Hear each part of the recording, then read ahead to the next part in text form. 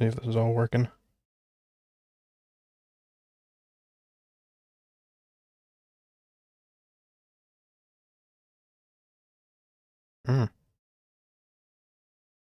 At least one thing isn't working, but it doesn't matter much. Look.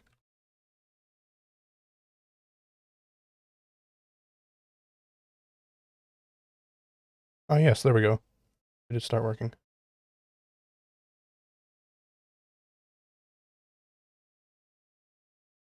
Sorry, I'm just trying to get my dashboard. Spent so much time building this dashboard. Not quite working yet.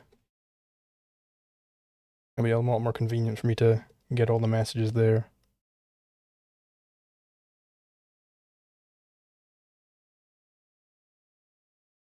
Hello, Mr. Wad. There we go. Alright, so today, Q&A day, basically. Yeah, I suppose let's get started. If you want your message answered, like, now, in the chat, either send it as a donation, in which case I should see it here, or send it at me in the chat, just like at LiquidZulu, and I should also see it pop up with that. But yeah. So Mr. Freedom Club 6969 first. What is the opinion you have which you think is least common among ANCAPs? I don't know, I mean, least common among ANCAPs. I mean, I could just go something like real dumb, like, you know, Emacs is better than Vim, because there's probably not many ANCAPs who have an opinion about that. I suppose if we stick to specifically legal questions, it would probably be something to do with the donut homestead question. I have a very particular answer to that, which you can find in my course, LiquidZulu.github.io. Find it there, and yeah, that's like a very particular niche topic, so probably that. I'm seeing George Bokun has added me, but I'm not getting it in my specialty little dashboard that I built up. It's supposed to come up in one of these. Oh well. Why did you abandon your humble Discord server? Well, I mean, there were multiple sort of factors coming together at the same time, which has made me less willing to spend time on Discord. I kind of retracted a little bit from the internet in general. But yeah, I mean, not necessarily going to be forever, you know? What does being a true Scotsman mean to you, if at all? Well, as we all know, a true Scotsman would never put sugar in his porridge. Is that what you're asking if I had enough? That you're really wanting there? Who is a philosopher you like, which is outside of the normal libertarian tradition? Well, I suppose Aristotle wouldn't be in the libertarian tradition specifically. I like Aristotle a whole lot. I definitely respect him. It keeps telling me that my web sockets are broken. That's weird. What is your favorite holiday? Oh. I can get mentions on Twitch, but not on YouTube. Very strange. What is your favorite holiday? Probably Christmas, because everyone gets together, have a great time. It's like a celebration of capitalism. I feel like Christmas is. Obviously, I think there's bad Christian connotations there, and some people don't like it just for that reason. But like, it's been completely overtaken by capitalism at this point. Christmas truly is like the capitalist holiday. It's you go out, you buy things, and you give these things you bought to people you love. Right? That's great.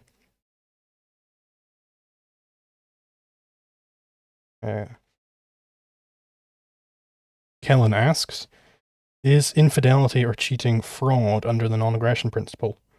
No. So fraud means theft by deception. That's literally it. So if you're being unfaithful to your partner, oh, my audio. What about my audio? What the fuck? Why is my audio out? What the fuck?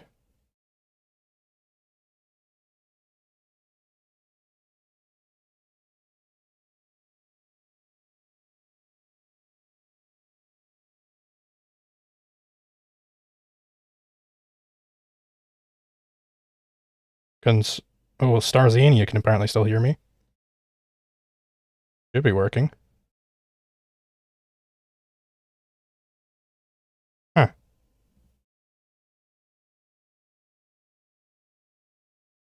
Cause yeah, it's still coming through. All right, sorry about that. What was I saying? Yes, so fraud means theft by deception. So if I am selling you a stick, I'm saying this is the world's sharpest stick. It can pierce anything, but it's actually a really blunt stick. Then I've stolen the money you paid me. I've deceived you into giving me that money. I've not actually earned it. So that would be an instance of fraud. Just lying doesn't count as fraud. So just lying to your partner, saying you're faithful, that's not the same thing. Talmurid over on Twitch asks, what have you been working on for the past month and a half? I've got a video in the works, which I'm scripting at the moment, in the final stages of scripting it finally. Pardon me. It's going to be basically a huge takedown of the entire pragmatist strategy, which has seemingly overtaken the libertarian movement at this point. So I'm going into what pragmatism is, its philosophical roots, and why it's false, and why it's a big problem for the liberty movement. It'll be a very good video. I'm very happy with the way it's turning out so far. Starzania. Is my audio still fine? Yes. Okay. Starzania says, I do understand that insurance agencies would likely run companies akin to the NWS SPC. Don't know what that is. But how would these companies be able to reach the same as NWS? To give context to my previous question, though, this is in the context of NWS. I don't know what these acronyms are. I'm sorry. Oh, super chat. Which didn't show up in my fucking dashboard. I need to fix this thing. Yes, thank you very much, Red Tornado, for the $5. Thoughts on investing or working for companies that use aggression? Watch this over. For example, working at a company that uses patents to shut down other companies. Good question. So, I think it's very context dependent. You shouldn't be aiding and like abetting their aggressive activities. You shouldn't be pushing for more of these activities. But like, really, if everything is, basically everything's got like the state's grubby mitts in it, so it's difficult to be fully outside of the state. And if say you're in Soviet Russia and everything is just run by the state, I don't think it's a crime for you because there are no jobs that you can have apart from the state getting in the way of that job, right? Because that's the way to think about it, is the state's getting in the way of the actual proper capitalism going on. let's get another one from here. Well, what are your thoughts on physical removal? I've seen a lot of arguments for collective physical removal, gays, Jews, etc., for the sake of the society in question. What does a more objectivist understanding of physical removal look like? It seems to me that a lot of the arguments presuppose the acceptance of polylogism. See, I mean, I think it would be a bad thing to, in a society, try to physically remove an entire collective like Jewish people. I think that would be not good. That would be not very copacetic. I mean, ultimately, if a group of people don't want to live around Jewish people, that is their right. So, like, the proper sense of physical removal would be if somebody's done something highly untoward, and then you're like, hey, we're not messing with you anymore. We're going to shun you. Why is my fucking chat not updating there? Jesus Christ, man. I need to fix this goddamn thing. It's so long getting it all working, and then it just stops working right now. Oh well. So, actually, I bet you, the refresh that, then it'll probably start working. So, yeah, that is the sense of physical removal. That's the proper sense, is this person is doing bad things, and we're just not having them on our property anymore. I'm deciding that you're not allowed on my property anymore. It's basically disassociation, which of course is perfectly fine, and in some cases, it's something you should do, for sure.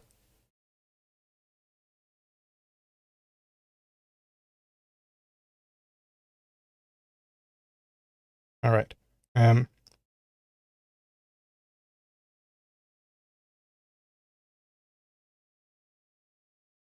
How do ANCAPs deal with anti-freedom pressers like the Taliban? Oh, sorry. $20 chat's coming. I'll get back to your question in a second, Manfred. Harrison Wells, thank you very much. Hi, Zulu. I know you're a massive advocate of reaching the remnant, but I was wondering, and that has confirmed that this chat is definitely not working. I'm just going to turn that off. I know you're a massive advocate of reaching the remnant, but I was wondering if you have any other thoughts on praxis. What should we be doing to make society more libertarian outside of rhetoric? So I go over this in more depth in the upcoming video. Oh, pardon me, sorry. So I would say, if you want like my full answer to that, it would be in that video, and I can send it to you if you want, Harrison. Basically, obviously before that video comes out, now everybody's going to be sent it. I would suggest there's this video by Springtime of Nations.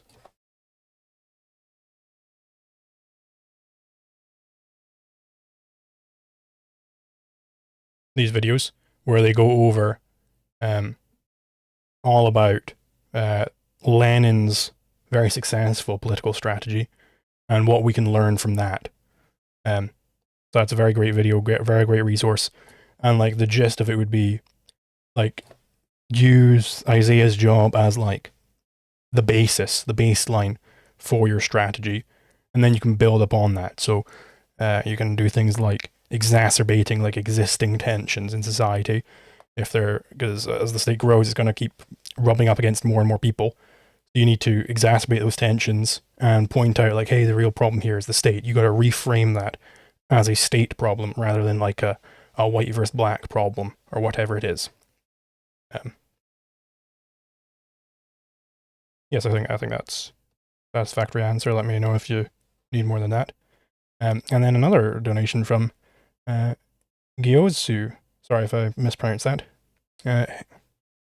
Hey Zulu, I was wondering if you could explain how Hume's guillotine relies on normative claims to assert it. I get it's an arbitrary claim from an objectivist lens, but where does Hume go wrong? So specifically, the normative claims that it relies on are epistemic norms, which is, you should believe such and such, you should do this, this is how you should operate your mind. So Hume is saying you should not believe in any should claim, which is, of course, I'm fucking disconnected from Twitch. This is a disaster. This is a completely nonsense, like just it defeats itself right from the get-go. So that would be the normative claims. And then you're saying also it's an arbitrary claim from the objective lens. And that is also true. So, oh, sorry.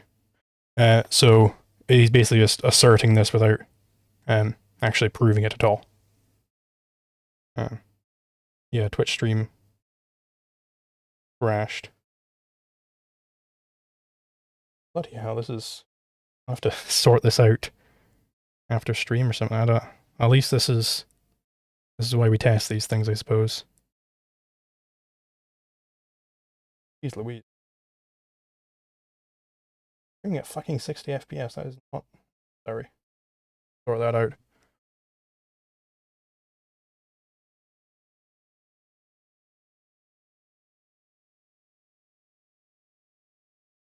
Yeah, so back to Manfred von Karma. How do ANCAPs deal with anti-freedom oppressors like the Taliban? For example, there isn't any opportunity there for the people in Afghanistan to become ANCAP. So the way you deal with it is the same way you deal with it anywhere else. You have to fundamentally spread the philosophy, get the philosophy of the day changed, and then that everything else just follows from that. There's not really anything beyond that that you need to do. Because fundamentally, like, if we're talking about what society you get, whether it be like an oppressive society or a non-oppressive one, blah, blah, blah, blah, at any given point, it depends upon what premises are being held by people. And if you're looking for the sorts of premises which can, you know, infect an entire society, permeate an entire society, you're looking for the most fundamental premises, which are the philosophical ones, right? It's your philosophy. So the philosophy of the day is all that matters in terms of what society you get. So if you have a individualist, this worldly philosophy, then you're going to get an according free society coming from that. Talmur had asked over on Twitch, what did you mean by entering your punished arc on Twitter?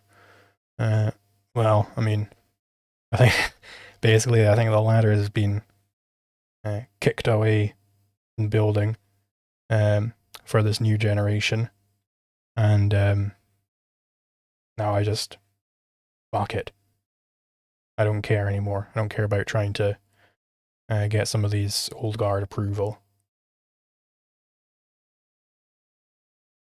And let's do another one of these ones. How can legal concepts like mens rea and actus reus be derived from objectivist principles? So mens rea, that is guilty mind, and actus reus is guilty act. So you wouldn't really necessarily get there from just pure orthodox objectivism or anything. Yeah.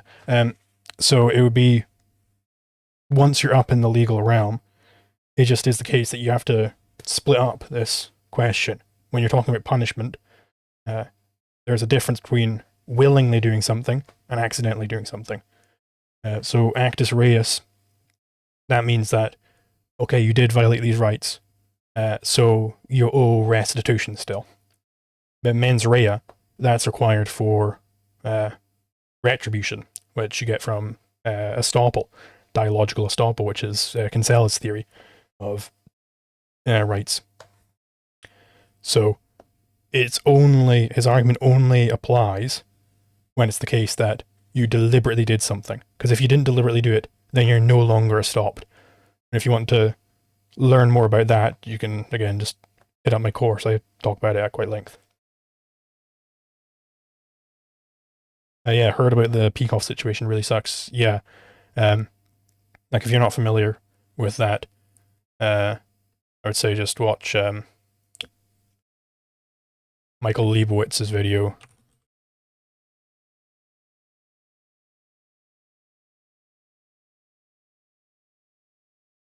His most recent one with Yes, this video by James Valiant, with James Valiant, sorry. And like they've been getting utterly smeared for this video. And people are saying ridiculous things, which I know are just not the case. So it's really not difficult for me to come down on which side of this I'm coming down on. If I look at one side, they're just awful, terrible people. Now on the other side, I mean, I've spoken to Michael many times before. I know that he's an upstanding guy. Just one time, even, I was in his chat, and he was doing a live stream, and I was asking him about open objectivism. His audience is mostly closed objectivists, and they were all just kind of piling on to me, saying all these nasty things about me, saying that I'm a dishonest actor. And Michael, he like went against his audience there. He was like, no, this is not true. These things you're saying about LiquidZulu. So I mean that takes moral courage. So I already know that Michael's a good guy, and people are just being really horrible to him.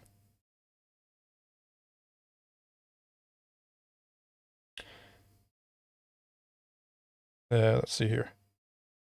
$5 from the guy who games a lot. Thank you very much. Why do you think a lot of libertarians time and time again fall for the alliance strategy, even though historically gains are minimal to non-existent? So it comes from the philosophy of pragmatism, which is that there are no absolute principles, because basically they hold that the true is just a subset of the good. The true is a species of the good. So they think that the criterion for what makes something true isn't the correspondence theory of truth, which we all know and love. It's whether or not it works. So they would say, hey, this idea, we need to test whether it works or not before we know whether it's true. And in any given instance, there obviously can't be immutable principles here, because what works today might not work tomorrow, and so on and so forth. So even if it's been proven time and time again that the types of alliances that they're going for just don't work, it's like, well, it might start working now, because now we're in current year, or now we're in this situation, so we got to deal with this situation now. We can't be too married to ideology. So yeah, that's just, you see this all over the place. Every person who says you're too in theory in your head, you're living in anarcho-capitalism in your head, they're all making pragmatist arguments. What they're implicitly relying on is that what it means to say that something is true is that it works, and works by the standard of it produces like positive outcomes. It satisfies your desires, your pre-logical desires, your whims. So if something satisfies your whims, then it's said to be true. Otherwise it's false. So that is just as blatant as you can get in terms of subjectivism. Do you know, Baldy, for $8 Australian. Do you know the transcendental argument for God popularized by J. Dyer? I mean, I've heard of the transcendental argument before. As far as I'm aware, J. Dyer's like variant of it is basically, well, your worldview, the things on your worldview, you can only justify them based on having a God, having specifically the Orthodox Christian God. I think that is nonsense. You can see this in my debate with him. He was absolutely expecting me to be some sort of nominalist sensualist. He was not expecting me to come in with any sort of knowledge of philosophy. Just every day which goes on, I am more and more confident that he is just completely off base. Then we've got Super Pacoca Alado for $5 R. I'm sorry, I don't know what currency that is. Thank you very much. What should we do in ANCAP society with those who buy and sell illegal videos of minors? Can they be sued, besides removing them from society? Well, I mean, what you do is, you'd first of all want to find the people who are making the videos. That's the real bad part, is if somebody's out there raping children, like, right, deal with them at the full extent of the law, get them out of there, right? And you know, if somebody's funding this, if somebody's like a financier for this type of thing, you'd also want them out of your society. That would not be very copacetic. I wouldn't want to live around one of those. But yeah, that's you do it the same way you'd deal with like rapes of adults and like any other crime.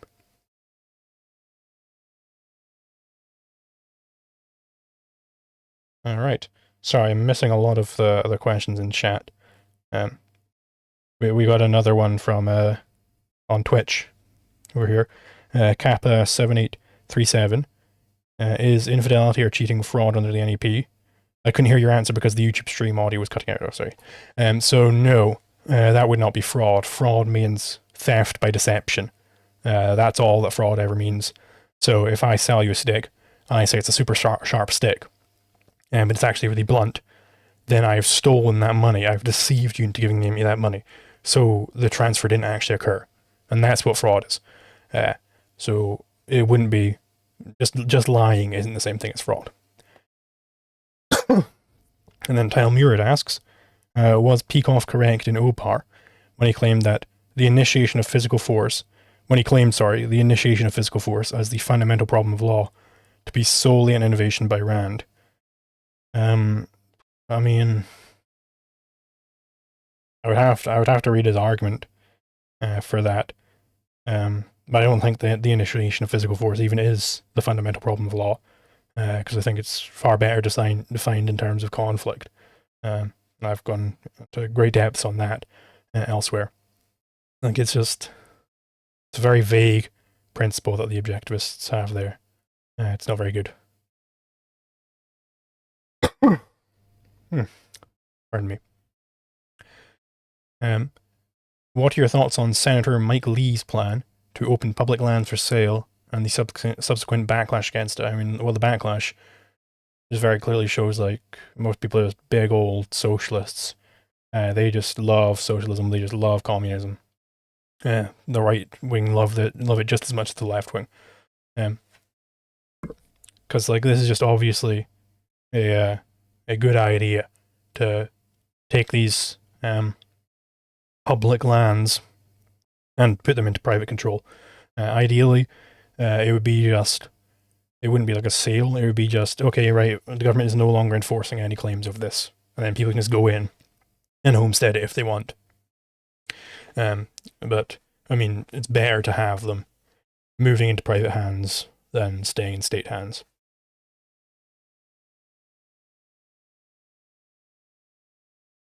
Alright, let's get some more from the chat. Have you read Divinity's rejoinder on your defense of private property essay? I think a debate on the topic would be pretty cool. I've not read it yet. Plan to get around to it at some point, but been indisposed with various other things at the moment. So yeah, it is. I do plan on reading it, because I mean, I met him at YowCon. He was pretty fine there. I didn't have any problems with him. He seems like a smart guy, so I'll give it a read.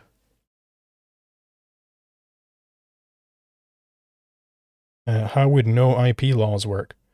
Also, are you really a ginger, or do you wear a costume when you make videos and stream? I am indeed really a ginger. So the way no IP would work is just you aren't allowed to enforce any sort of copyrights or patents. This would be way better. I assume sort of what the question is getting at is like, well, how are people still going to be wanting to make things? How are they still going to be incentivized to make these things? And it's like, well, you know, it's like the old economist saying, compared to what? Because like there's a lot of resources which are currently being funneled into the bank accounts of like patent attorneys and legal teams to build up these just big treasure troves of patents and litigate over them. And that's just a whole lot of wasted resources, which, you know, you'd have all that to spend on innovating. And like if you read Against Intellectual Monopoly by Baldwin and Levine, they go over the case of the the steam engine, where there was way more innovation of steam engines without patents than there was with patents. Because obviously if I invent a new thing and I can patent it, then there's not really any incentive for me to innovate beyond that. I can just sit on my laurels, you know, and innovate like 20 years down the line when the patent's about to expire and then get a patent on the new thing. And, you know, there is no incentive for me to keep up with the competition, because there is no competition, right? Just like with any Monopoly grant, you're getting worse stuff than otherwise. And we got a membership from Kent Scented. Thank you very much, Kent Scented. Did you have any questions? Saying anything? If you have any questions, just leave them in there and I'll try and get to it.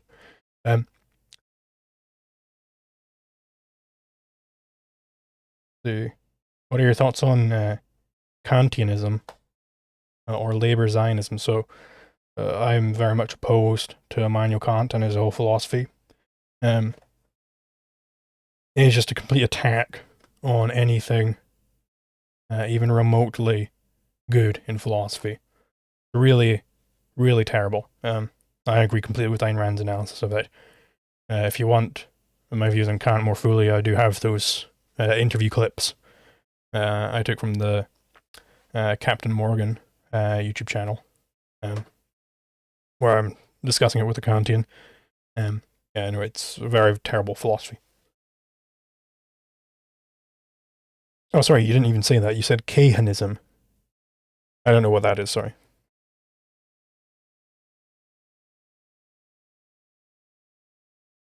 All right, yes, that's...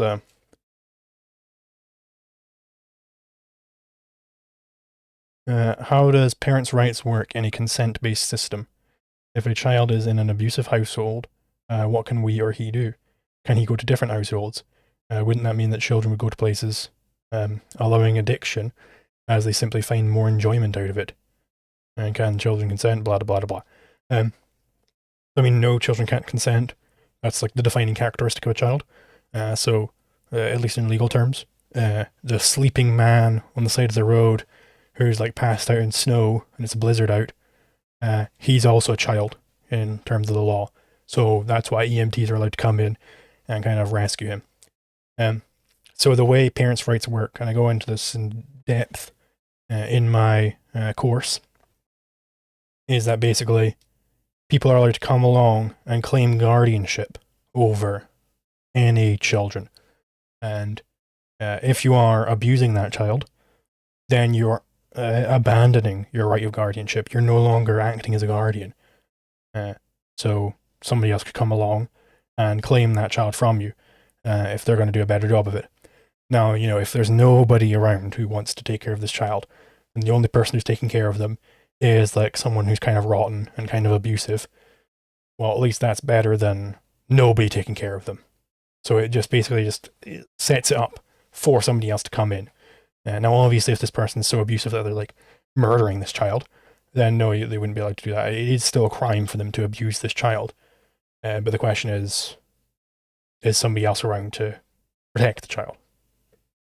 An explosion, 25 for $5 US. Thank you very much. Eye for an eye is correct punishment. If eye for an eye is correct punishment, how do we do with crimes that are difficult to punish in that way, such as rape or negligent manslaughter? So I'm not sure what the specific legal terminology is in terms of like what negligent manslaughter would be. To me, it sounds like where it's just basically a complete mistake. If there is no mens rea, then there wouldn't be any of this eye for an eye type of thing. But if it is something, if they are liable for retribution and they've killed someone, well, then the retribution is very simple. It would be killing them back, right? In the case of rape, it would be raping them back. So I mean, yeah, there are cases where it's going to be, you know, what if the guy wants to have somebody rail him up the ass? Well, then, yeah, it's going to be just basically impossible to truly punish this guy. But that's not really the realm of legal philosophy to answer. It goes into the realm of, well, I mean, just get this guy out of your society at that point. You know, you got a private property-based society. You don't have to have this guy around. You have total freedom of association.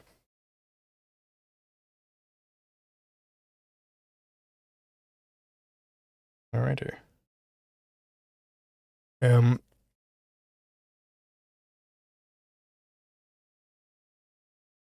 What's the strategy? Oops, sorry. Just got a donation in. Saw it out of the corner of my eye. The guy who games a lot for another $5. Thank you very much. A lot of large language model organizations are fighting against IP laws. Do you think this will be the start of the fall of IP, or do you think it's going to end up being industry protectionism? So I do think, like, there is a point where IP just becomes harder and harder and harder to actually truly enforce. Like we saw this with like LimeWire, where nowadays like I can just go online and get any song I want streamed straight to my computer. That wasn't a thing until people just basically flagrantly ignored the IP regulations. So I mean, there are situations like that where it's like, as you get more and more advanced technology, it becomes harder and harder for them to enforce it. But that doesn't necessarily mean like that they won't do anything about it. They can become more and more tyrannical over it. Like, it's hard to say what exactly that'll look like in the world of LLMs, but I am very hopeful that these big organizations will be able to fight against this type of thing, will be able to overturn some of these terrible, horrible laws. Kent sent it for another $5. Thank you very much. You did not send any message with it, so I assume just the money. Let's see if you have sent. I might have missed it. It won't let me super chat, so that's the best I can do. Okay. If you do have any questions, just drop them in there.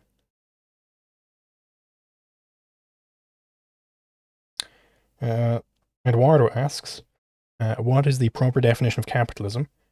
How do you arrive at it? So, I mean, in the context of anarcho-capitalism, it's basically just saying the legal philosophy, which is the NAP, right, as distinct from various other breeds of anarchism, primitive or otherwise. So, I mean, capitalism, I think everybody would know, is basically just a respect for private property rights on like a institutional level, that you're free trade and all that type of thing. And this is naturally what you get from anarchism. If you have anarchism, no legal authorities, then you end up with capitalism. If you have capitalism, which is respecting private property rights, then you don't have any legal authorities. So the two go together like bread and wine.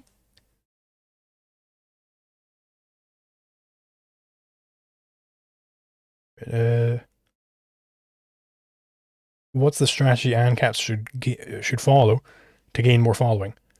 Telling people the benefits of privatized services over public ones, or telling them the moral philosophical NEP side of the argument? Thank you very much. So, I mean, my strategy is obviously going more into the philosophy side of things.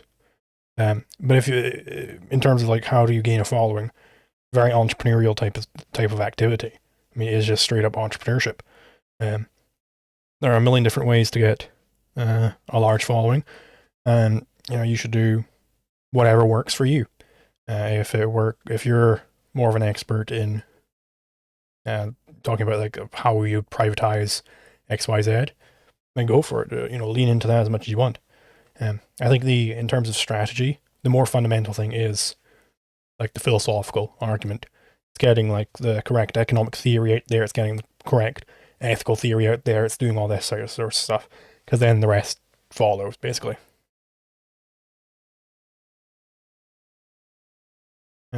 Bronzebound asks, what are your favorite books on epistemology?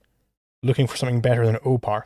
So there's obviously Introduction to Objectivist Epistemology, which is a very good book. Very dense, very extensive. There's that. There was, can't recall the name, but let's see if I got it in my legally acquired books on my computer. Bloody hell, my folder isn't opening up. Well, I mean, yeah, get started with Introduction to Objectivist Epistemology, and you'll be way ahead of the rest. Oh, here we go. It's opened up. Books, non-fiction. See if there's anything which sticks out to me here.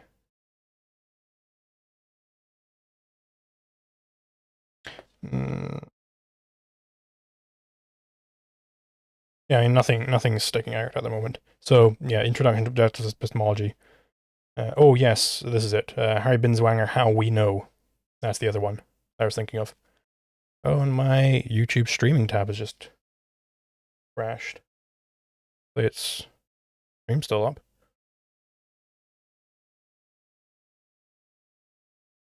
Yes, it looks like the stream is still up.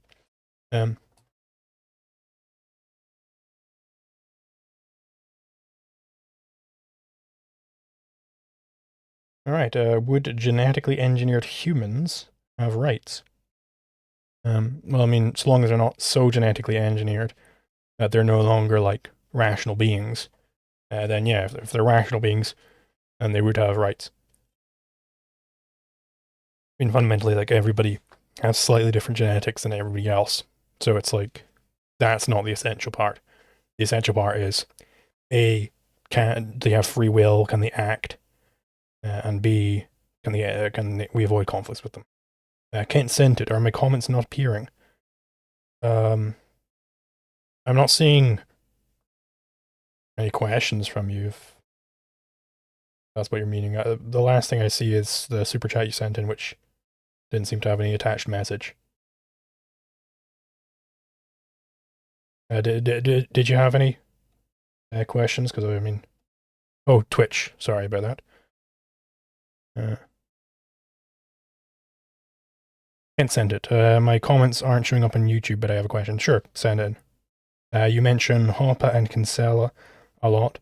Are you familiar with the works of Douglas Rasmussen and Douglas Den Ewell, the Dougs? Not particularly. I've heard of both of them before. I think I might have seen a lecture by Rasmussen at one point. But yeah, I mean, if they're good, then I'll check them out for sure. Hi Zulu, I have a question. If a person causes an avalanche, intended, do they own all of the snow that fell? So not unless they can, like, in some way, border off that area. So the standard behind owning something, there are certain criteria that you have to meet. You have to erect some sort of objective border around that thing, so everybody can see that that is yours. And you gotta be able to exclude people from it.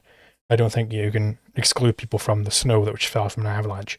Like, it's impossible for me to come over and see, yeah, this is this snow, this is that snow, blah blah blah blah.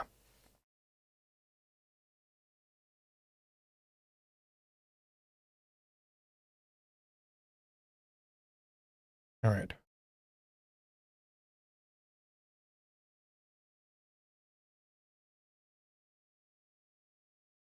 How are open borders state not doing things when they're stopping everyone else from homesteading at that land? I think they are doing things. I don't know if that was directed at me.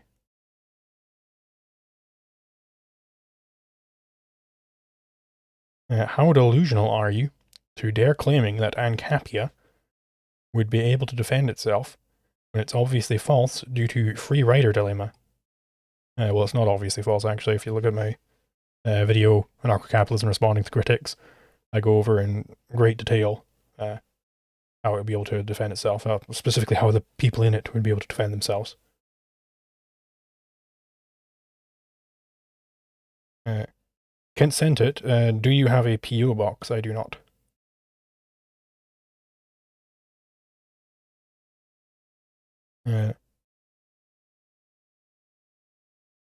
What videos do you have planned? I sent you a DM about a collab with Homath. What do you think of that? Well, I mean, I did try to get in touch with Mr. Homath. I was not able to. It seems like he was basically, yeah, I don't know how to get in touch with him. He doesn't have, like, open DMs anywhere, so. Hi Zulu, if you accept that production, are we then aggressing against those people who face more extreme effects of the change? So I mean, if you are facing some sort of problem, you would have to prove first this is because of climate change. Then you'd have to prove who specifically caused that climate change, which is like, good luck. Because that's the thing with any sort of legal claim. You got to bring a specific claim against a specific person. You can't just have non-specific claims like everybody who's done anything is responsible for this. Like, that's not how it really works.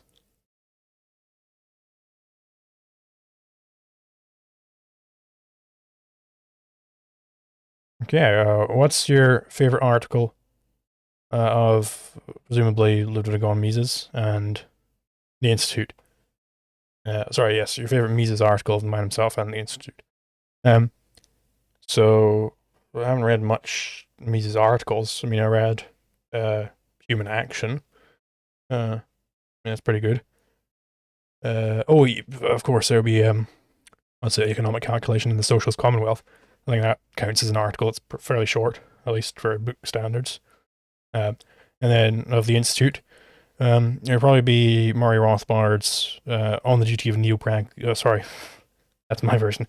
On the Duty of Natural Outlaws to Shut Up, where he just basically goes over these natural outlaws, these like anarcho-pragmatists and anarcho-Stirnerites, and he just like fucking rails them constantly. It's like, hey, on your own premises, you gotta shut up. Right. That's very good stuff.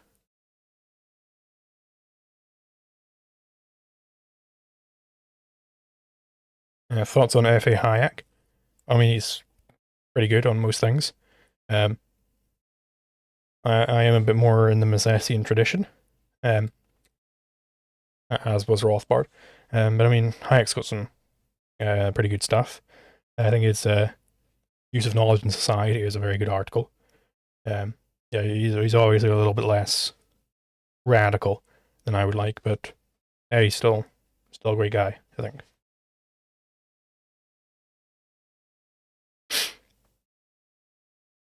Do you think a race war might happen soon? No, I don't see why there'd be a race war. I mean, there might be riots where black people and white people are fighting or whatever, but I don't think it's going to be like a full-on war.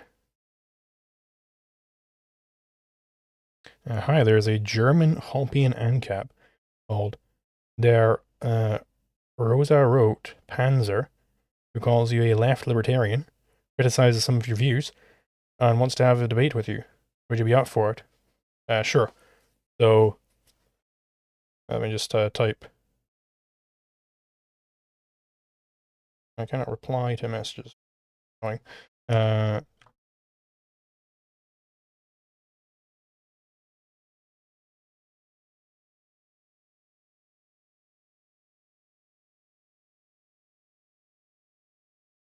so there's this article which explains to him how to get in touch. I'll send it into the chat as well.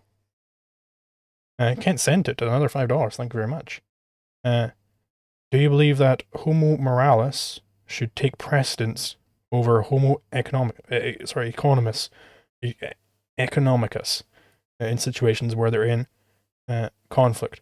So if I'm understanding the terminology correctly, would it be like man is the moral animal? So, let's just look it up.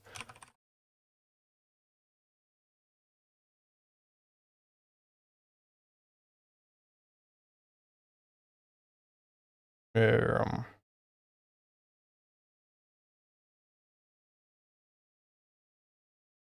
all right, I don't know the terminology. Moralis. Yeah, I don't know. If you was it your messages aren't showing up in YouTube, so if you clarify in Twitch, then I'll respond. Do you think Friedman's economic argument for anarcho-capitalism is a good avenue to try and bring people over to libertarianism in general? So, I don't think that Friedman actually argues for anarcho-capitalism, properly speaking. I think he basically, because he rejects the NEP, it's all just like a big stolen concept fallacy on Friedman. So I don't think it's the best argument, no. I think he does have, you know, some good videos, some like interview clips and stuff where he's saying good stuff. But I don't think his theory is very good at all. Yes, Kent sent it. Said man is a moral being. Yeah, I mean, I'm more concerned with man as a moral being than like man as an economic being, just like sort of a robot. When are you debating Liam? I'll have to read his article first.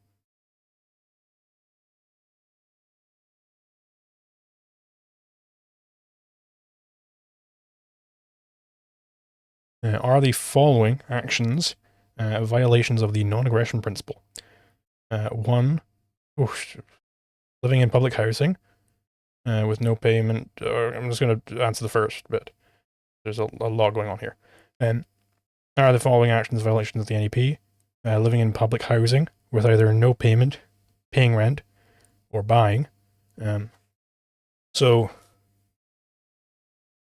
it would depend on what I was going over earlier. Like, has the state just monopolized all housing, or are you like just some sort of parasite who's like, government, you should build more houses so that I can live in them? Because there are senses in which it could be aggression if you're petitioning for an expansion of the state. But if you're not petitioning for an expansion of the state, and you're just like maybe like you've been taxed your whole life, and it's like now the state's offering you a house, that's at least some amount of compensation.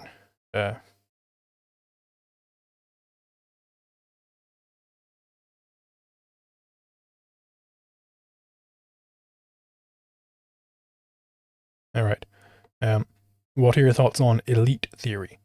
Not particularly familiar with that. It's true that an organized minority will always dominate a disorganized majority.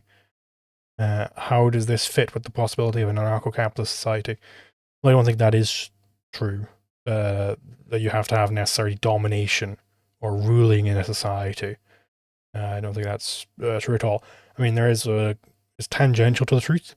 Like, it is the case that there's always going to be some minority who are actually doing the thinking, who are like the prime movers in society, like the philosophers and whatnot, and everybody else is basically going to go along with it. And to that extent, we just need to go out, gather the remnant, and preach the message of anarcho-capitalism, and then disorganize the majority. They'll just follow the norms. That's what it means to be a normie, right? You just follow the norms. So if we provide those norms, then done.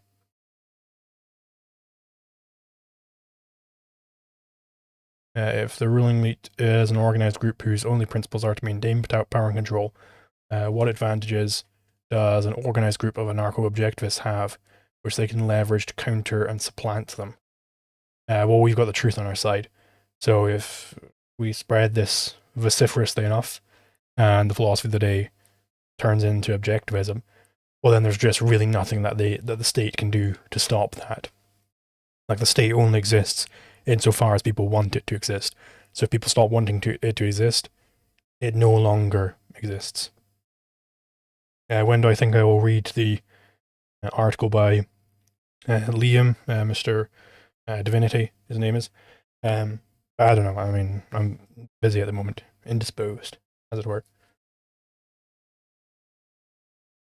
How do you reconcile life being the standard of value with non-aggression principle absolutism? I would refer you to my video on anarcho-capitalism, responding to the critics for that. I go over it in quite a bit of depth there.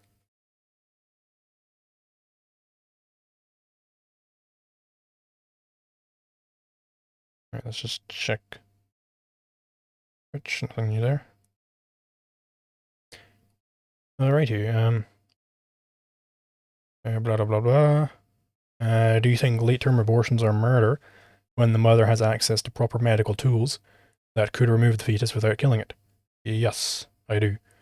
If you do consider it murder, society. Well, I mean, if I'm, if I find like a 4-year-old child on the side of a road in the middle of nowhere, it's going to be very, very difficult indeed to stop me from being able to kill that child. Even though he's 4 years old, right? I could. It would not be challenging at all for me to kill a 4-year-old child. I could do it very easily. but then it's going to be difficult to stop me from doing this. Well, that doesn't really play into it. Well, it basically just says, well, let's try and get it harder and harder to get away with that type of thing. So make it harder and harder to get away with murdering children of any age, murdering anybody, in fact. How would an unkept society handle a large-scale natural crisis such as a pandemic or large solar flare? Well, I mean, the same way you deal with anything, it's the market, right?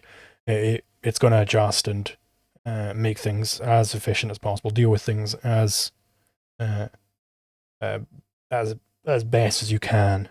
The means are going to get there, right? At least far better than a state. Now, it's going to say that disasters can never happen. Of course not. Disasters can happen. But the point is that a free market is going to deal with it way, way, way better than statism, right?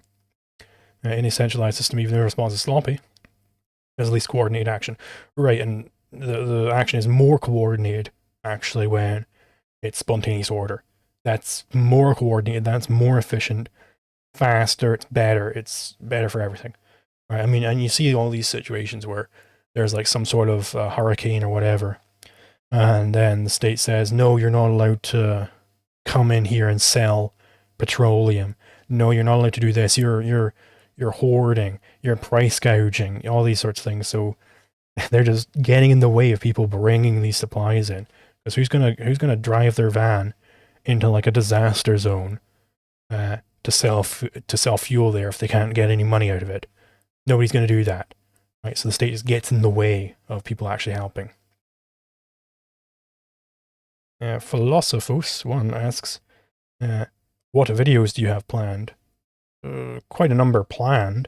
The next one talked about a little bit earlier. It's going to be basically just a thing on strategy, going over why the pragmatist strategy is a complete non-starter, complete failure.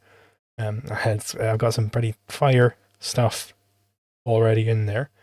And then I suppose videos for the future. I'm wanting to do a video review of Andor at some point, which is like the best Star Wars media. I mean, I was going to say since the original trilogy, but it surpasses the original trilogy in certain ways. But it's hard to even say which is better.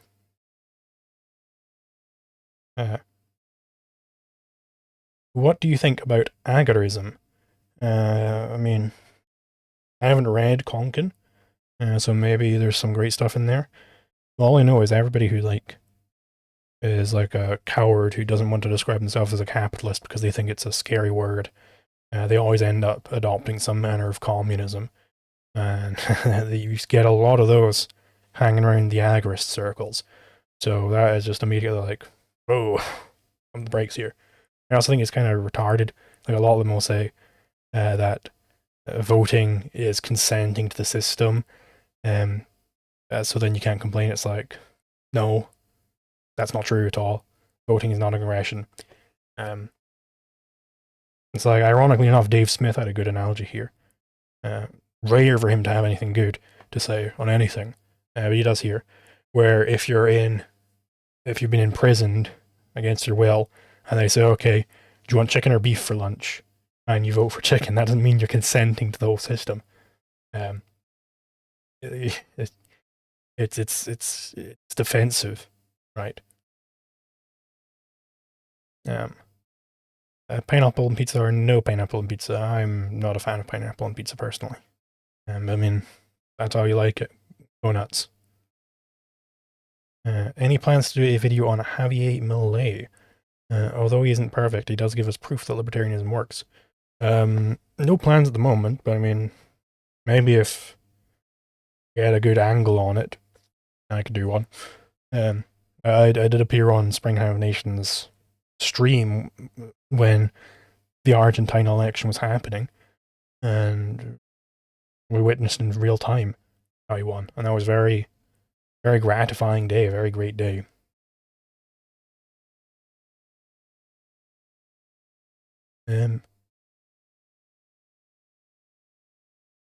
Okay, Talmurid on Twitch asks, apparently I'm offline on Twitch again.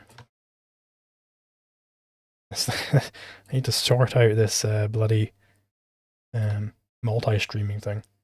Um, anyway, Talmir asks, what are your thoughts on Dave Smith's retraction of his support for Trump?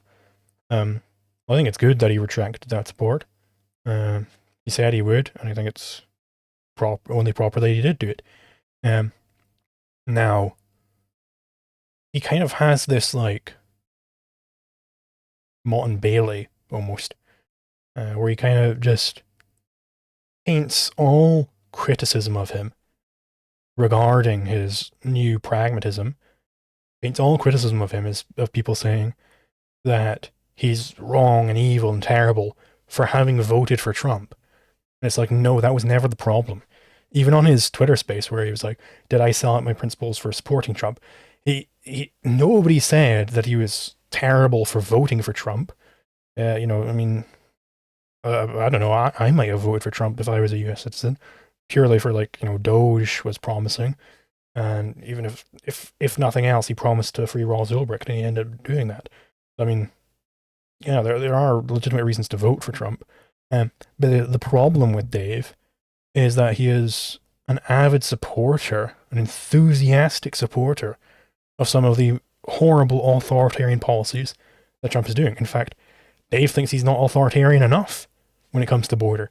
Dave wants to bring the entire US military, the biggest military ever, and place it on the US border. So let's look at the practical implication of what that means. It means that you have martial law in the US. It means the US is no longer capitalist at all. That's just what it means. Okay, and the fact that he would double down on this ridiculous policy multiple times, he keeps trying to paint it as like, oh no, because then the empire goes away. But Dave, who isn't going to watch this, that's not the whole thing. You've destroyed the last bastion of capitalism on Earth. If you enact martial law in the US, that would not be a good policy at all. That would be terrible. And Dave is an active supporter of all of these horrible things. So, yeah, that is my take on Dave Smith's support for Trump. Voting for him, whatever. But his support of these terrible policies, that's horrible.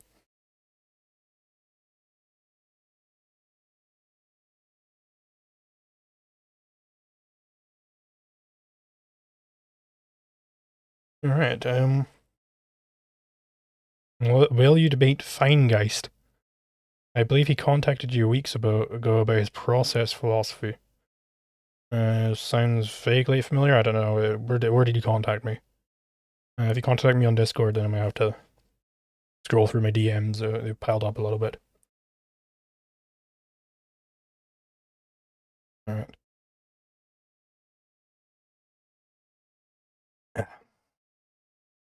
What's an appropriate form of border control in the current situation from a libertarian standpoint?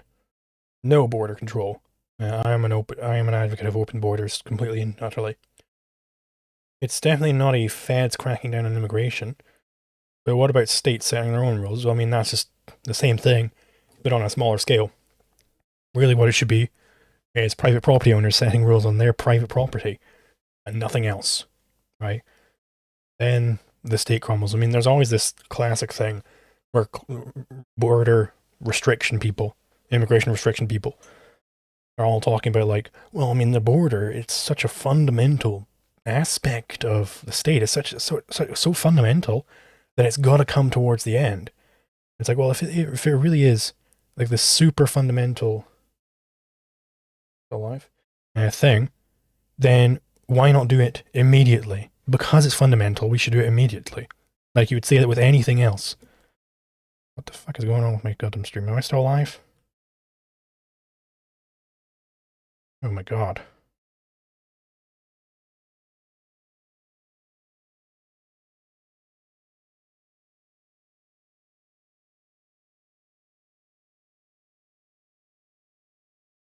Alright. Looks like I'm at least live now. Sorry, this. Um, I don't know. So yeah, what was it? Yes, people say like, hey, well, it's so fundamental borders that we got to do it last. It's like, well, would you say the same about the IRS? Well, the IRS tax collection is so fundamental to the function of a state. We got to do that last. It's like, no, because it's so fundamental, we should do that now. Like, if there is to be an order of operations, surely you attack the roots of the tree first and not the branches.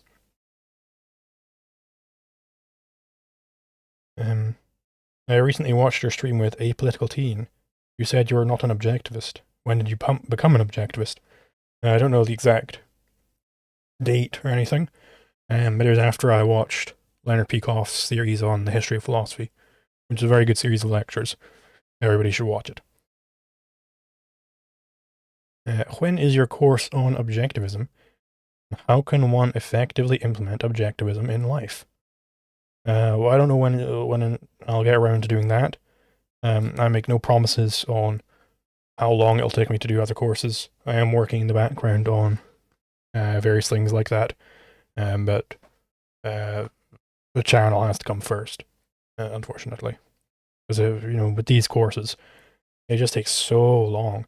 I need to first become an expert on the subject matter, and then I can start writing the course. So it's like, oof, right? That's a big thing.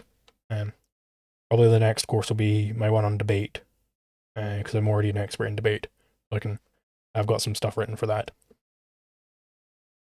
I very much enjoyed your course on the fundamentals of libertarian ethics. Your course and your videos, has helped me navigate the Kantian stranglehold on my field whilst pursuing a master's degree. That's great. I wanted to know, am I currently working on, or do I plan on working on, any scholarly papers or books? Well, I don't know about scholarly, but I am planning on a book. I've got some preliminary stuff written down for that.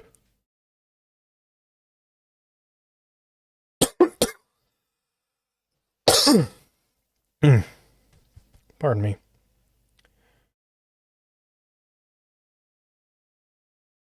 Maurice, I need to catch up on the latest Peikoff drama. I'll watch the Existence University video.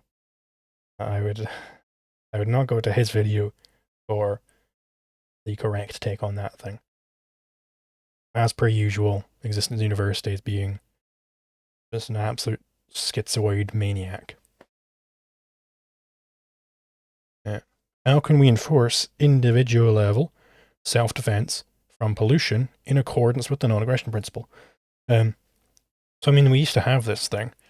It used to be done, right? It used to be like a little old lady. She would hang up her washing, and it would go up, and it's clean and wet, and then she would take it down later, and it would be dry and dirty because there was like a factory down the road, and they kept pumping out all this soot, and they would dirty up her laundry. And there were ways, Rothbard goes over this, there were ways to track exactly which factory that particle of soot came from, so then they can get an injunction against that factory, and she can get her laundry replaced. And so it's like, what ended up happening is these factories, they would have to install these filters in their chimneys so that they wouldn't be pumping out all this soot and polluting people. And this worked for years until the state got involved, formed this little thing called the Environmental Protection Agency, and then started giving out these pollution licenses. And now factories can pollute all they want, as long as they're below the limit, and nobody can sue them for it. I'm Yasuka asks, are you on the spectrum, have ADHD, or both? I'm not on the spectrum. I don't think I have ADHD, but if any doctors are listening who want to prescribe me smart pills, then yes, I have ADHD.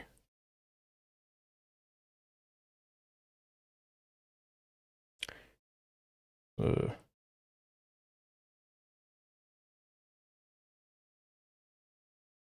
right here. If justice is defined solely as conflict avoidance through first use claims, why should we consider the mere act of being first to appropriate a resource as ethically privileged, rather than simply descriptively prior? What makes firstness morally binding? So, the reason why the first comer instead of any late comer has precedence, at least one of the reasons, is because anybody after him is initiating a conflict if they try and take it off him. Because if I go out and get a stick from nature, I'm the first comer to that stick. If somebody else came along and tried to take it off me, well, then there's suddenly a conflict over the use of that stick. Whoops, who initiated that conflict? It's got to be the latecomer. So that's how you get to homesteading from the non-aggression principle.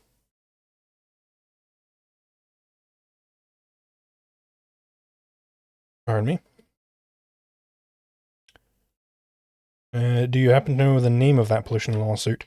Or one of the names of either plaintiff or defendant? I'm not entirely sure.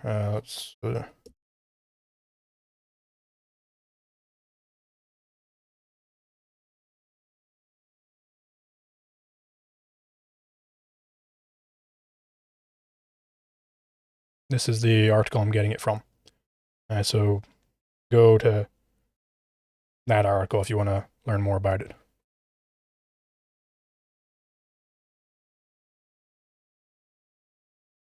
What are your thoughts on the veganism, speciesism debate?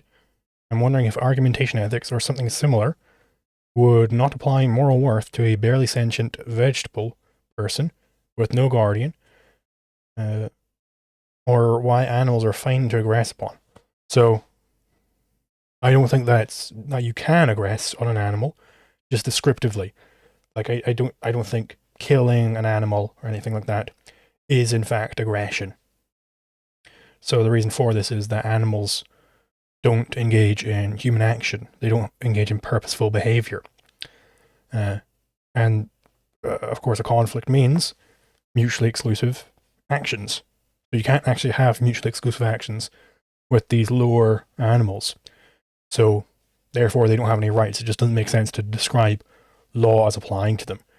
And so that's like 99% of vegan arguments immediately out.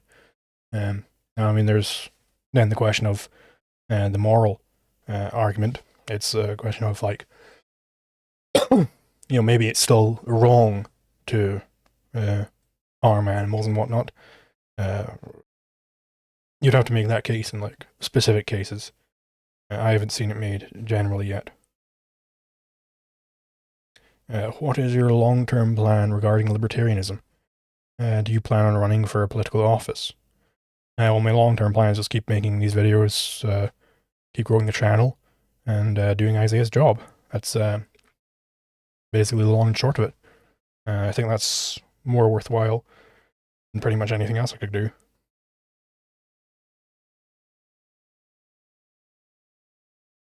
Javier Milei is slow in privatizing police and military.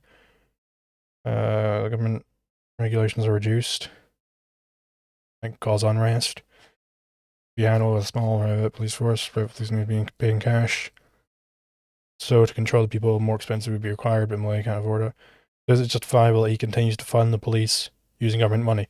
I mean, it's not justifiable that that is happening, that the police are being funded by basically theft. That's bad. But the question is Milei responsible for that, or is he hacking away at the state? I haven't looked into him specifically, but it seems to me like he is hacking away at the state for the most part.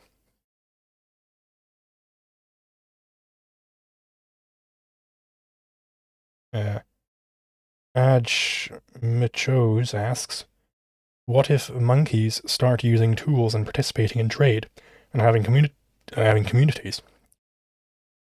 Do they then have rights? Well, so I mean, fucking Jesus Christ, look on the stream keep out. It would have to be literally purposeful behavior. So if by trade you mean sometimes they give up a grape, like a twig for a grape, no, that doesn't count. If you mean that they have a conceptual faculty and they develop an entire economy and they become humans, then yeah, right. But there's a big gap between monkeys and humans. Humans are monkeys, but you get my meaning.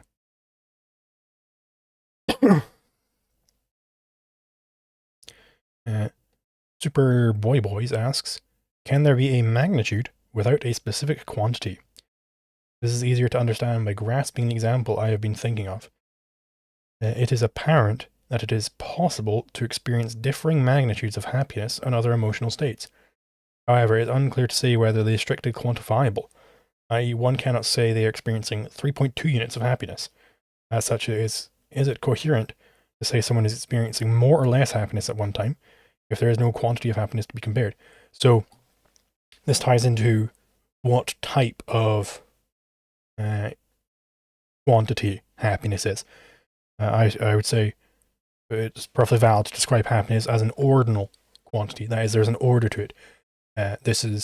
I prefer this to that. This is better than that. And this makes me happier than this other thing. That's valid.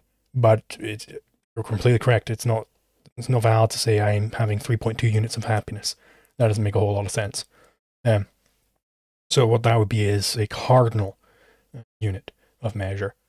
Things like cardinal or, temperature, whatnot. You can say it is 62 degrees Fahrenheit in this room. That's perfectly fine. If you were locked in a communist country, would you rather eat a dog or Dave Smith? A dog, probably.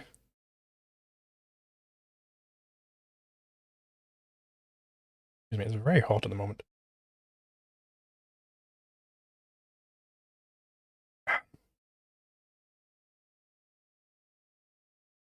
Honest question about the starting point of objective morality. You argue that ought only makes sense in the context of life, that life gives rise to values and therefore to morality. But doesn't that still rest on the assumption that because life makes valuing possible, it ought to be valued? I don't think that's strictly what I'm saying there. I was saying that being alive is what makes possible that you can even have values in the first place. If you're dead, if you choose death, then it's like, well, game's up there. Why isn't it just isn't that just smuggling in a value judgment? No, I'm not saying that. In the first place, you should value life, and therefore these other things. I'm saying, and Ayn Rand's point, that for you to have values in the first place, for that to even make sense, you have to already be alive. It's because you're alive that you have this thing called value. It's only for living beings that value makes sense. Value being that which man acts to gain and or keep. So if you're talking about the case of death, well, your choice is between valuing life and valuing death. You can't achieve death. That doesn't make any sense. It's not possible to get it. You can't gain death because you don't exist anymore.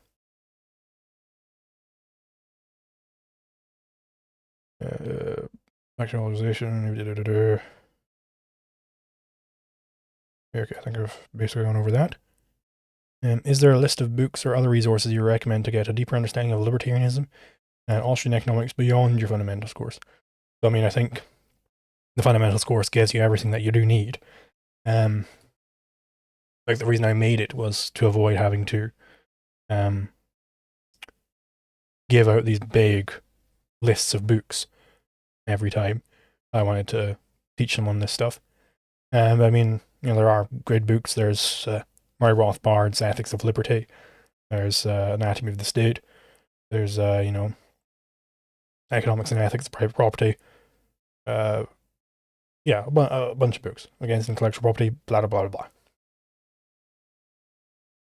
Other resources for introductions to ethics and philosophy outside of legal theory. You can go for Leonard Peikoff's book, Objectivism, the Philosophy of Ayn Rand. That's very extensive. It's a whole treatise on the entirety of Ayn Rand's philosophy. It's a very good book. I also noticed you have some other courses that are under construction. I'm quite excited for them based on their titles. When do you expect that these will be finished? Unknown.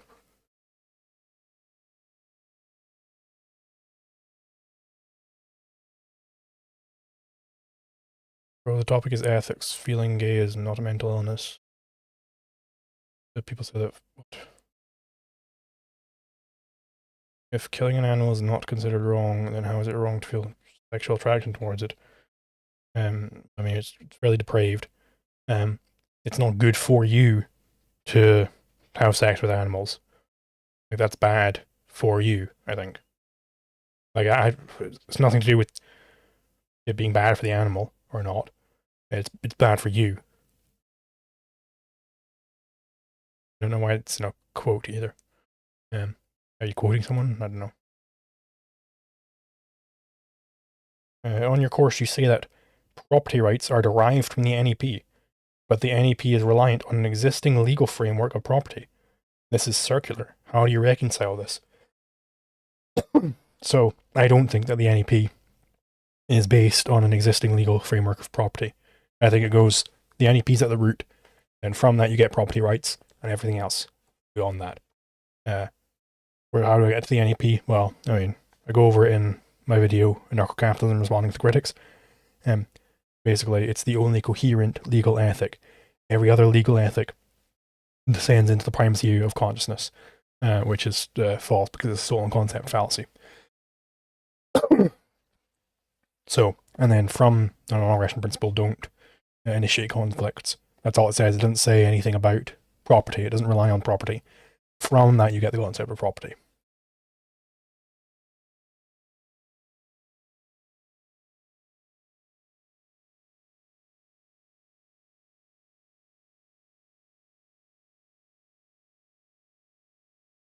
How you read Objectivist Agorism by Stratino.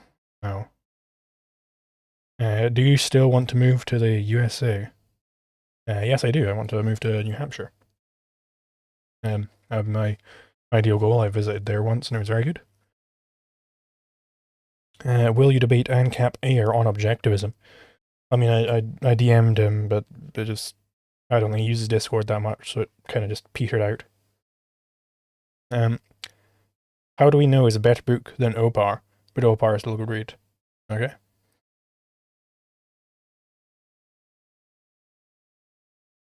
I'm Yasuka asks, is taking out an aggressor that wears stolen armor, damaging it in the process, equivalent to killing someone because an aggressor threatened to kill you unless you do that? No, I don't think so. Because that's basically, that person isn't actually a shield there. They're just a complete outside actor, and you're just following this ultimatum. You don't have to follow that ultimatum.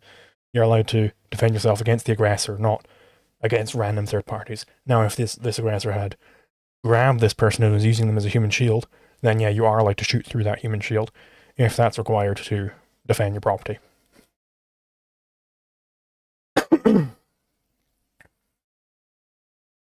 How does heredity work in your value property system, and why? So I mean, it's very simple. Like, there's a standard contract where the condition is death. And you know, I do believe in such things as implicit contracts. So, for the most part, in most societies, the assumption is if you die, it's your next of kin. It's like your family member, right? And your family deals with it. Obviously, you'd want it to be explicit. If you have specific wishes, you'd want it to be like, hey, I want to specifically be split up this way among my children and among my friends and all that sort of thing. You know, it's basically just a contract.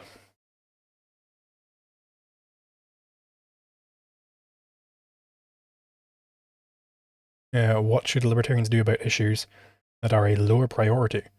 Should we just ignore it until the higher priorities are dealt with, or what? The postal service. If there's a button to get rid of the postal service, then do it. For fuck's sake, my goddamn screen keep. Alright, and I'm back. Bloody hell, this stream is insane. I'm probably not gonna... I'm gonna try and sort out what the hell's going on with this thing. And then, if I can't fix it, then I'm just gonna go back to streaming on YouTube. Or, like, buy some service like Restream or whatever. Because this is, like, dropping out all the time. I don't know why. But yeah, so if you can immediately sort out some lower order problem, then yeah, sort it out. Like, don't refuse to sort it out. Like, the principle should always be held as your shining light. If you can deal with something, then deal with it. But obviously, you should, if, by definition of what it means for something to be higher priority, you should focus on the higher priorities first. Thoughts on the libertarian theory of history, mainly on the part where people tend to call Rothbard a self-hating Jew. Well, I mean, I'm not familiar with that. I don't see in what way Rothbard is a self-hating Jew. If he was a self-hating Jew, well, he sure got a lot of Jewish friends as well, so do they hate them too? Like, seems kind of weird. And my assumption is that people are saying that because I suppose he's not a Zionist. But you don't have to be a Zionist to be. If he, like, they're not synonyms. Like, non-Zionist doesn't mean self-hating Jew. Why is there a right way to deal with conflicts? Not how, but why at all? Well, I mean, it's a valid question in ethics. There are these things called conflicts, and so ethics can legitimately answer how to deal with them. Not like just as ethics could answer what diet you should adopt, right? It's just is a thing that you can choose. So ethics should tell you what should you choose. Already answered this one earlier in the stream. What resources in any form do you recommend that best applies free will, especially in regards to your integration of it with human action? There is I'm not sure what exactly you mean by resources, but there is a good lecture by what's his name, Binswanger, or not Binswanger, Nathaniel Brandon, from back in the day, on Ayn Rand's theory of free will, which yeah, if you want to learn it, then that's the place to go. Very good lecture. Oh, pardon me. Are there any more questions in here? Nope. Yeah, I get this man a cough trouble. I've been sick over the past few days, so I don't know when it's gonna go, but hopefully soon. You talked about how having good people around you led to you being an ANCAP. What do you think about having non-libertarian or non-objectivist friends? Is it worth it? Well, it depends on if they're more value to you than they are detriment. If they're bringing you happiness in life, then yeah, sure, be friends with them. There's no problem with that. But obviously, you want them to be at least implicitly good people. You don't want to be hanging around with bad people. Pico says that suicide can be justified in certain circumstances. For example, when getting valued becomes impossible, like when your wife dies. Do you think that suicide is ever moral? No, because again, it's not possible to gain death. Like there's nothing to gain there.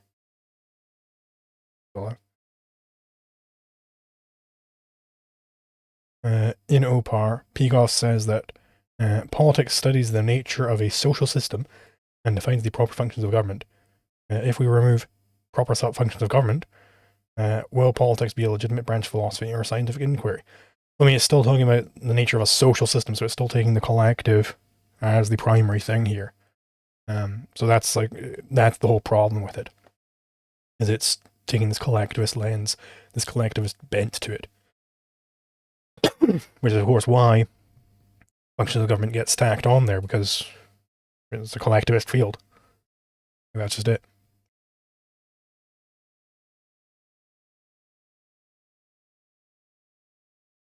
What is your opinion on ecological psychology, given Binswanger's endorsement of it? I haven't looked into it too much. I mean, it seems like they've got some good things to say, but they also got a little bit wackadoodle here and there.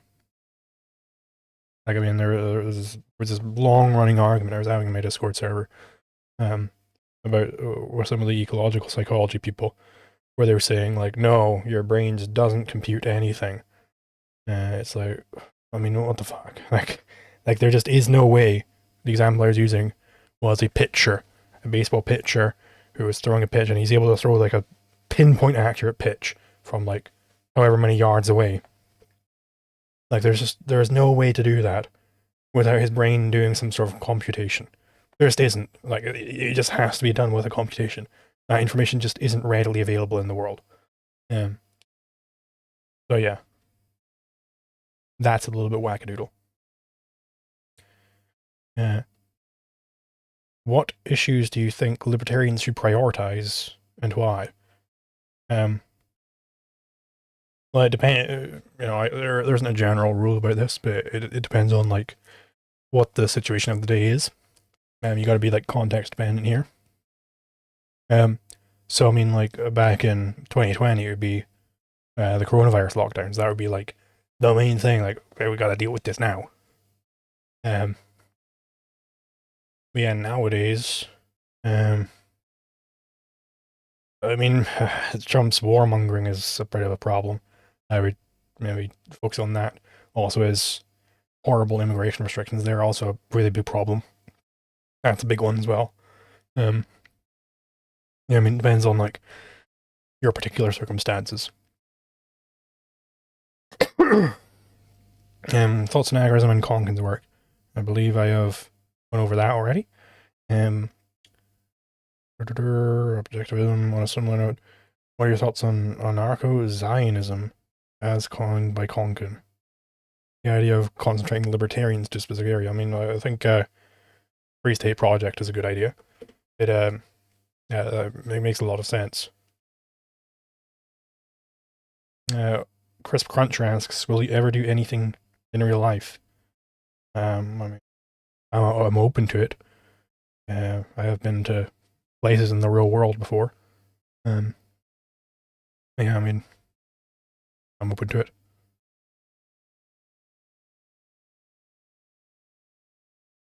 What are your thoughts on RPI named after Gail Bettiker's presidential choice, and whether there are better alternatives in America? I don't know what that means. Like, isn't that the guy from Breaking Bad or something? I don't know.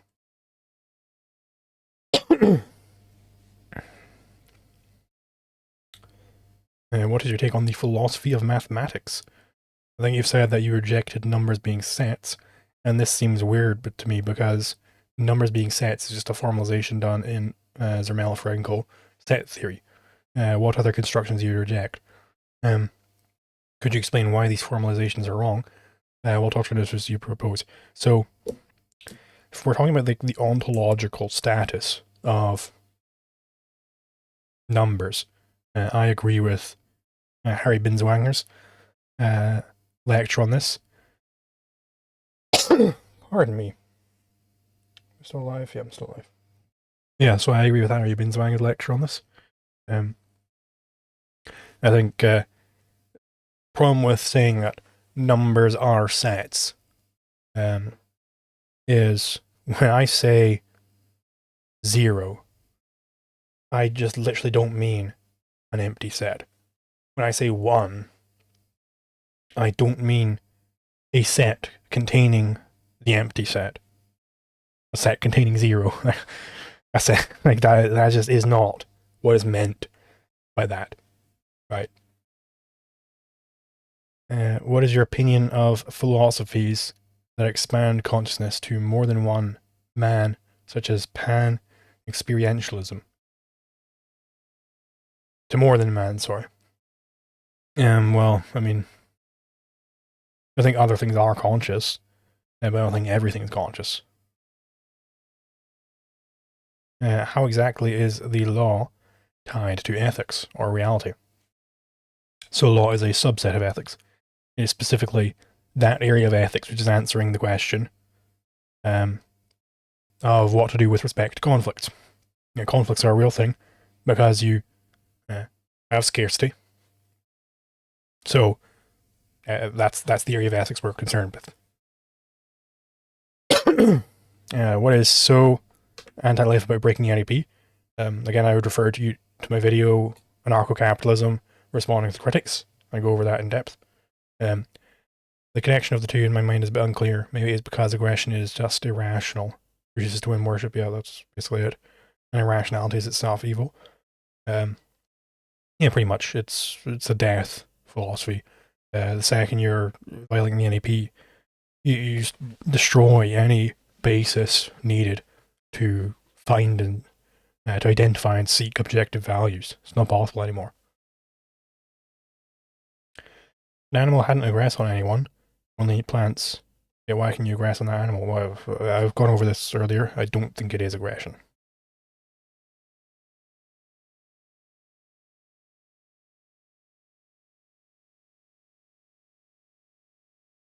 Alright, do you have a day job? If so, what is it? Yeah, a hot air balloon repairman. Very few people in chat will understand that reference. What is the difference between statism and socialism? Well, I mean, I think socialism is a type of statism. They're very interchangeable, honestly. Like,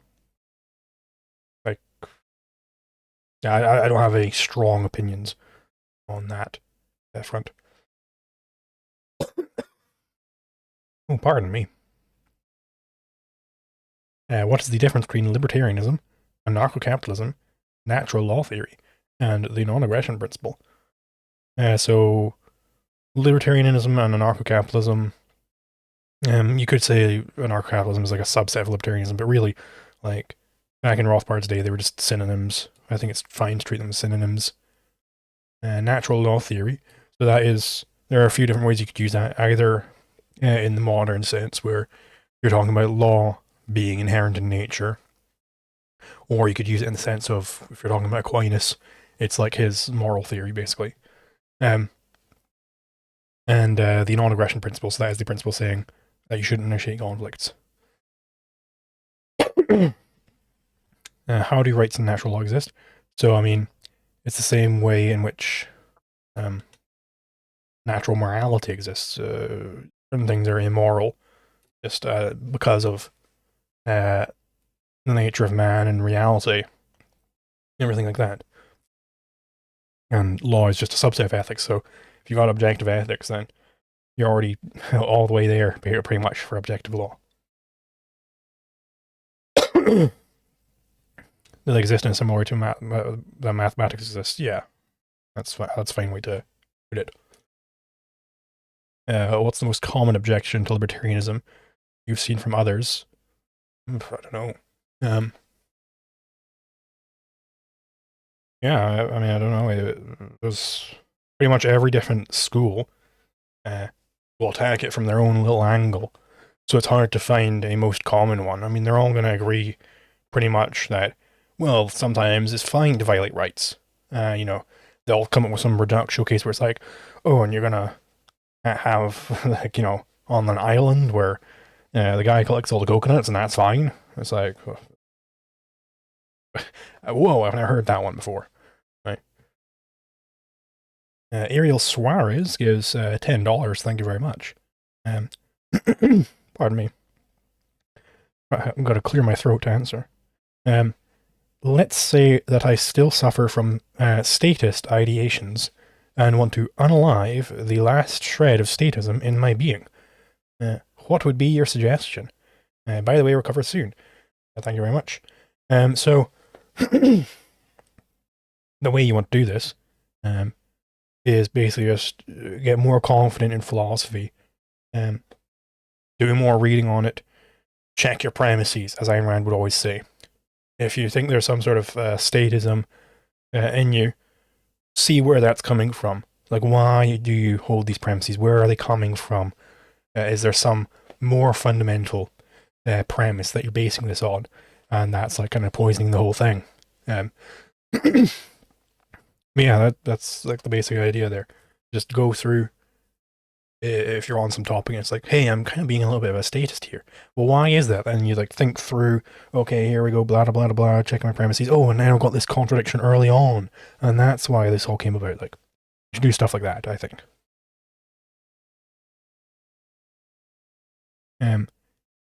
From, don't know how to pronounce that, sorry.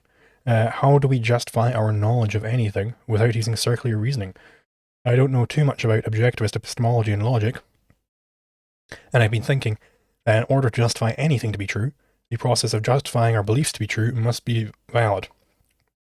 But then how do we know that to be true? How do we know that the laws of logic are true if the justification of the laws of logic is also based on logic? Is circular reasoning valid? So you're correct, there has to be like some termination point. Any philosophy has to have a termination point, or else you've just got an infinite regress of this is true because this thing is true, this thing is true. And there are basically two starting points you can end up with, which is the primacy of existence or the primacy of consciousness. That is, does reality come first and then we're merely conscious of it, or does consciousness in some way create reality? Now, and then you're like, okay, well, how do I choose between these two different starting points? The answer is that, well, the primacy of consciousness, what does that actually say? What does this thesis say? It says that you have first the concept of consciousness, then from that you get existence. And I think, therefore I am, right? So this is fundamentally a stolen concept fallacy, because what does consciousness actually mean? To be conscious means to be conscious of something, of some existent out there in the real world. So existence is the more primordial concept. You just can't have a floating consciousness on its own. It doesn't make sense. So, and then once you've got primacy of existence, you strictly apply it to every area in philosophy, you end up with objectivism. Obviously, I can't go over that completely in this response, but I would recommend Leonard Peikoff has some good lectures on objectivism. You could also, if you want to know more about like, okay, well, how do people do it in different ways? I mean, I can't recommend his History of Philosophy series enough. It's a very good series. That's what convinced me. Yasuka asks in the chat, thoughts on taxed brass versus Alice Decay back and forth. I mean, I don't really know what's started that or anything. So, Debate Anything asks, do you think the state will just wither away once you concentrate the libertarians? Do you think they'll just leave you alone? Isn't it better to spread it out? So the fundamental is that the philosophy of the day has to be a libertarian-aligned philosophy. And let's say you have an area where 50% of people are libertarians. That's going to be a very, very libertarian area.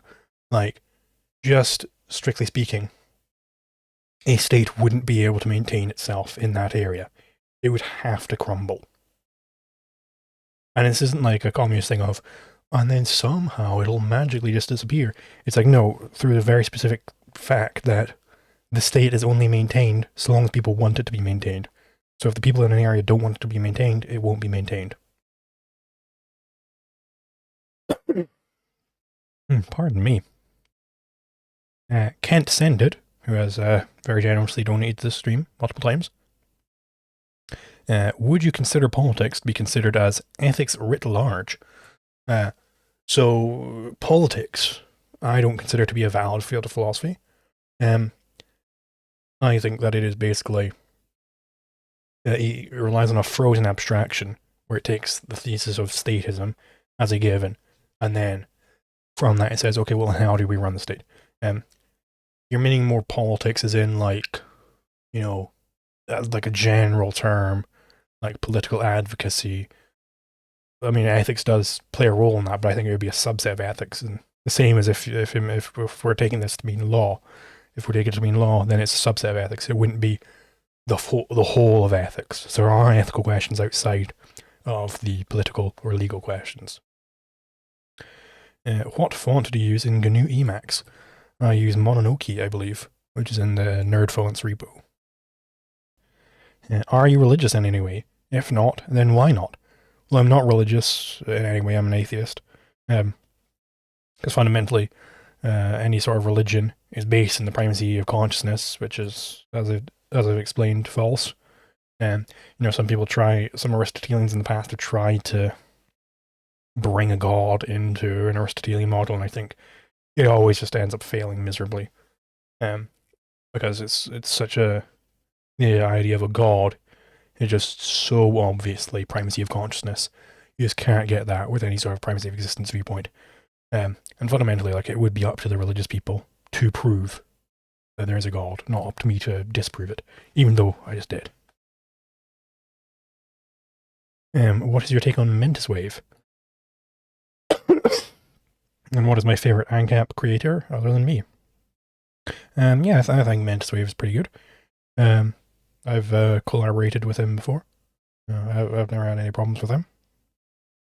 My favorite ANCAP creator. Well, I don't know. Gee whiz, I just think they're all swell. I mean, I don't watch other libertarian creators that much, if I'm going to be honest. Maybe I should watch more. Yeah, I certainly don't know. I don't watch enough to necessarily give a detailed enough answer to that latter part. Oh my goodness.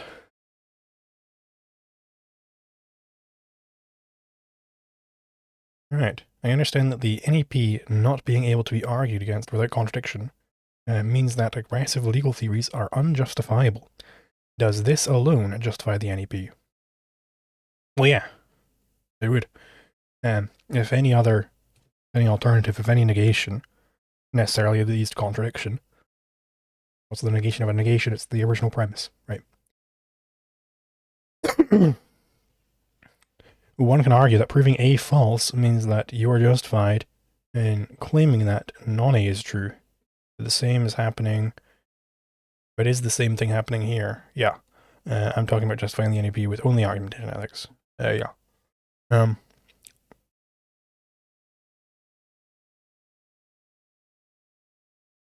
we go. I know you already did a collab with Anglo-Libertarian about it, but do you plan on doing a longer video essay on evictionism and the abortion debate? Yeah, probably at some point. I don't know what exactly it'll look like. Ivory, apologies in advance for the length. No worries. Do you have maybe you've got a different question elsewhere?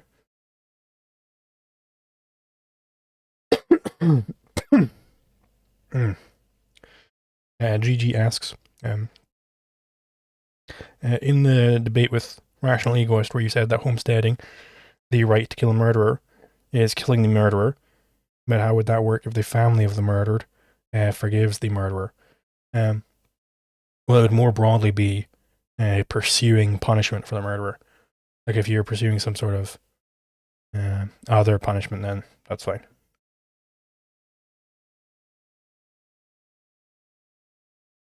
I think I've already gone over that. How can you join Discord? I mean, sometimes I post a link to it.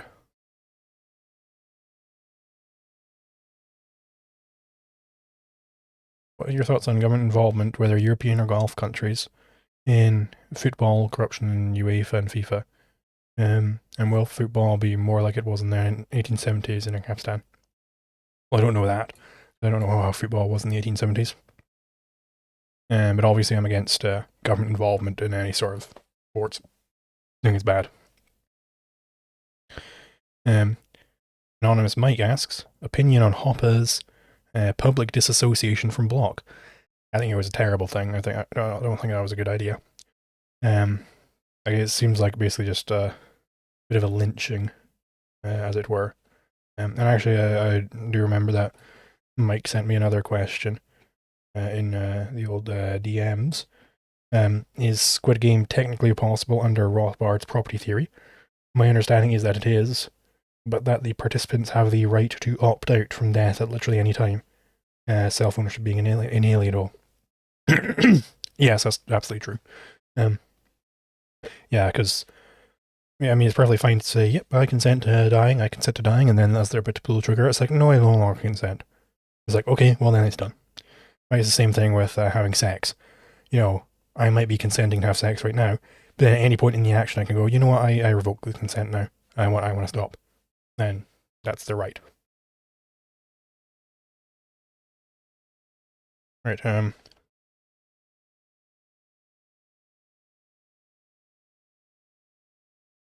what do you think the first stateless libertarian country or natural law jurisdiction will look like, and how do you think it will emerge? Well, it would look... I can't give you much more detail. Than what I did in the video on anarcho-capitalism responding to critics. Pardon me. Because it is a free market thing, right? It's the same way that I can't tell you all of the details about how the restaurant industry would look if it's been privatized. But basically, I think Hoppe is correct that the insurance industry is a good candidate for dealing with this type of thing. So you'd have a lot of insurance firms going around and doing it. How will it emerge? It's changing the philosophy of the day. How will its affairs be with neighboring states be managed? And what do you believe will emerge as the prevailing means of governance? Well, I mean, individuals can manage their own affairs as they wish. Prevailing means of governance, I mean, yeah, private property governance, I suppose. I think it makes sense to have like covenant contracts, like HOAs and stuff. That makes sense to have if you don't want your neighbors to be doing bad things. And obviously, if it's in like some big city, there could also be a lot of renting, right? Which you could also have rules imposed from the person who owns the property there. What do you say about neo-reactionaries like Mencius Moldbug? I think he's an absolute maniac of a person. He doesn't say much at all of anything. I don't know why people are so enamored by him.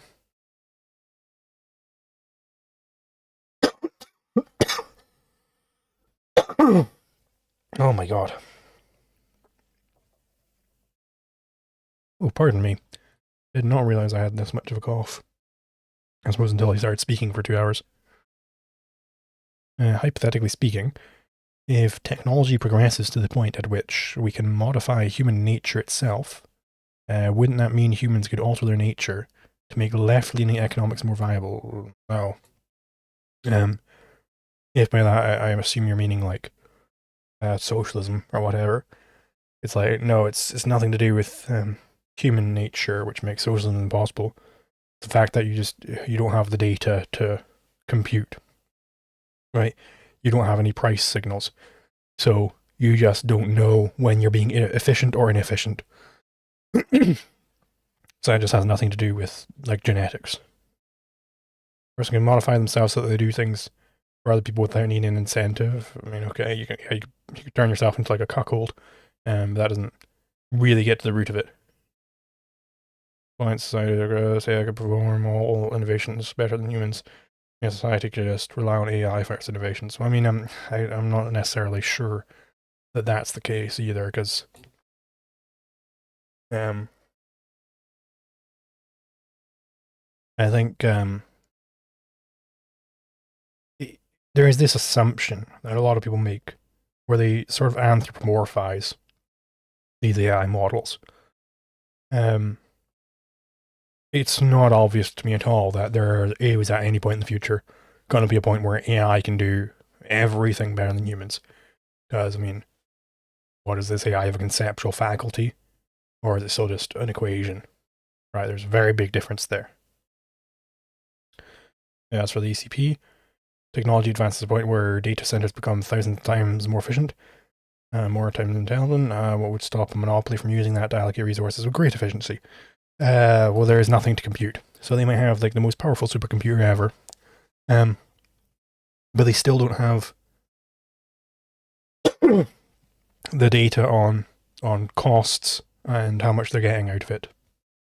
They can't do profit loss calculations, so they don't know if they're being inefficient or not. Like that isn't a computation problem. It's a problem. You compute the average weight of a unicorn, given that unicorns don't exist.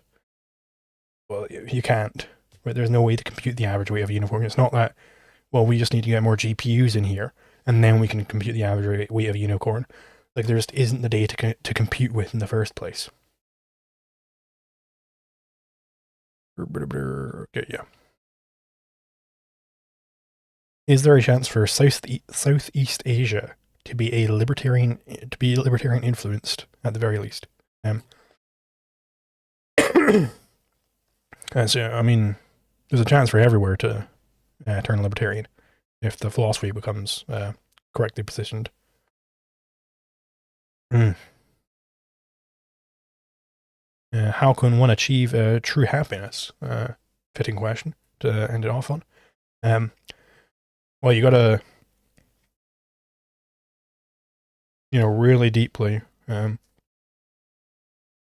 study your ethical principles.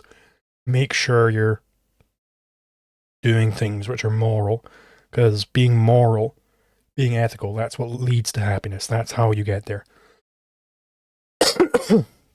It's not like just being moral is, well, it'll make you a real good goody two shoes, but it doesn't lead to proper happiness. You gotta be moral. So I would suggest, if you're looking for that type of thing, I would study ethics, specifically the objectivist ethics. I'm just me for £5. Thank you very much. Hi Zulu. Love watching your content. Just wondering if you can quickly go over what's the best way to debate and learn to debate. Well, I'm glad you asked. So I am doing a course on this. Mentioned it a little bit earlier. But yeah, it's I don't know when it'll end up coming to fruition. I've only written a few bits and pieces here and there. But like the basic, I suppose, idea, if I could give just one nugget, it would be that you've got to be bold, you got to be confident, and you got to really carefully listen to what your opponent is saying. If you know the topic left to right, back to front, and you're really listening to what your opponent is saying, you just keep asking them, build out your position. Okay, build it out further. Be curious. Don't be embarrassed. Like some people, they'll like hear a term or whatever. It's like, oh, blah blah blah. And they'll be like, oh, I'm too embarrassed. I don't want to ask what that means. Don't be embarrassed. Just say, okay, well, what does that mean? Explain that to me. Explain it to me in very simple terms, okay, so I can understand it. And eventually, once you've mapped out their whole position, you will find some premise where it's like, well, that doesn't make any sense. Can you justify this? And that's like the basic strategy I always use, is map out their position and try and find this one little crack in the foundation, like a big chisel, and start hammering into it. And eventually the whole thing comes crumbling down. Oh, pardon me. All right, I think that's all the questions for today. Thank you very much, everybody, for coming. Apologies for my throat here. Oh, sorry, Acorn's right hand said he'll donate 10 on coffee if I can get to it before the end of the stream. Okay, you just put it on this post, you're saying?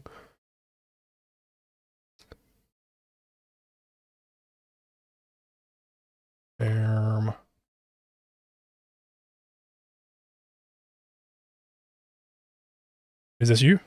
Acorn's right hand?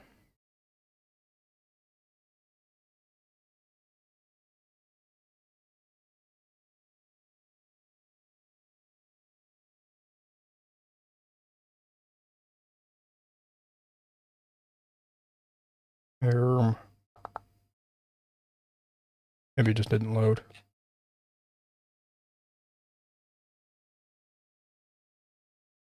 Acorn's right hand, here we go.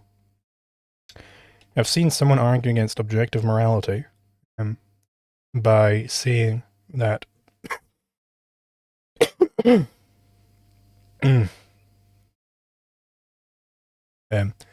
seen someone argue against objective morality by saying that descriptive statements can reduce back to sense data. Oof. Okay, so right off the bat, this is, I believe the thesis is called sensationalism, where you get this a lot with logical positivists. This is like their big nugget for their verification criterion of meaning. This comes straight from Hume. Basically, it's just straight up nominalism, sensualism, where it is saying that, because the only cognitive elements they believe that there are, they believe there's only sense data. They believe those are the only cognitive elements yet. That there's no such thing as thought which isn't just pure brute sense information. So that's a false claim. You want to know more about that? There's a